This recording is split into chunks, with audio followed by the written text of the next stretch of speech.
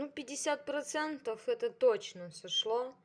Грязи, налета, накипи, здесь уже камень образовался. Очень запущенный чайник. Теперь я его буду чистить от жира, но я не беру средства от жира, антижир.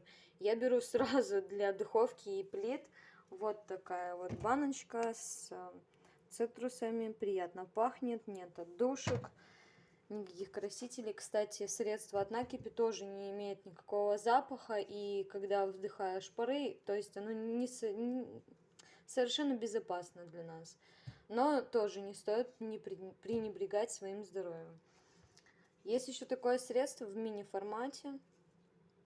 Оно концентрированное, много не надо.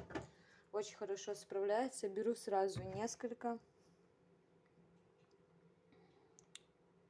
Помогает везде и всюду. Мои сковородочки все чистенькие, кастрюльки чистенькие. Единственный минус — это чайник, потому что он часто используется, и времени дел до него никогда нет. Он моется поверхностно, но не так крайне чисто. Сейчас я его попробую очистить полностью, для того, чтобы показать полную эффективность данного средства.